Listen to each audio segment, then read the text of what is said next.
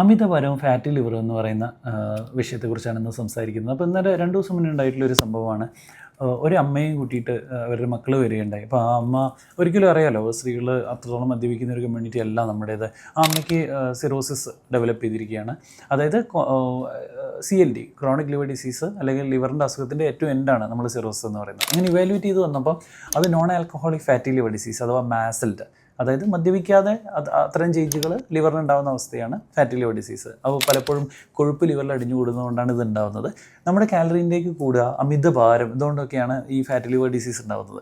അങ്ങനെയാണ് അമ്മയെ കൊണ്ടുവന്നത്. അവർക്ക് സിറോസിസ് ആയി. അവർക്ക് ലിവർ ട്രാൻസ്പ്ലാന്റ് പ്ലാൻ ചെയ്തിട്ട് ഞാൻ കൊച്ചിയിലുള്ള ഒരു സെൻറ്ററിലേക്ക് റെഫർ ചെയ്യാണ് ചെയ്തത് ആ പേഷ്യൻറ്റിനെ.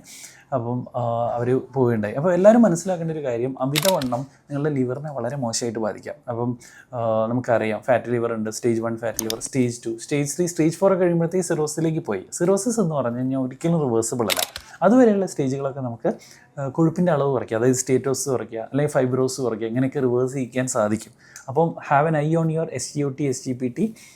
അൾട്രാസൗണ്ട് ചെയ്യുമ്പോൾ ഏത് ഗ്രേഡിലാണെന്നുള്ളത് നോക്കുക. അമിതഭാരം പെട്ടെന്ന് കുറച്ച് കൊണ്ടുവരിക. നിങ്ങൾക്ക് അമിതഭാരം ഉണ്ടെങ്കിൽ പ്രോബ്ലി നിങ്ങൾക്ക് എക്സസൈസ്, ഡയറ്റ് സ്റ്റാർട്ട് ചെയ്യുക. ഇപ്പോൾ ഇഞ്ചെക്റ്റബിൾസ് ആവശ്യമാണെങ്കിൽ വിഗോവി, മൗജാരോ അങ്ങനത്തെ ഡ്രഗുകളൊക്കെ കൊണ്ടുവന്ന് നിങ്ങളുടെ ലിവർ ഫാറ്റ് കണ്ടൻറ്റ് കുറച്ച് കൊണ്ടുവരിക. ചിലവർക്ക് വളരെ അമിതഭാരമുണ്ട്, ഇതുകൊണ്ടൊന്നും മാറുന്നില്ല എന്നുണ്ടെങ്കിൽ ബെറിയാട്രിക് സർജറി ചെയ്യണമെങ്കിൽ അങ്ങനെ ചെയ്യുക. അപ്പോൾ ലിവറിനെ കോംപ്രമൈസ് ചെയ്യാനായിട്ട് സമ്മതിക്കരുത്. അപ്പോൾ നമ്മുടെ പല അവയവങ്ങളുടെ ലിവർ, കിഡ്നി, ബ്രെയിന്, ഹാർട്ട്, ഇതൊക്കെ ഡാമേജ് ആയി കഴിഞ്ഞ് കഴിഞ്ഞാൽ ഒരിക്കലും നമുക്ക് പഴയ രീതിയിലുള്ള ഒരു പ്രവർത്തനത്തിലേക്ക് മടങ്ങി വരാൻ സാധിക്കില്ല. അപ്പോൾ എല്ലാവരും ഇത് ശ്രദ്ധിക്കുക. Thank you. Stay healthy. Follow for more.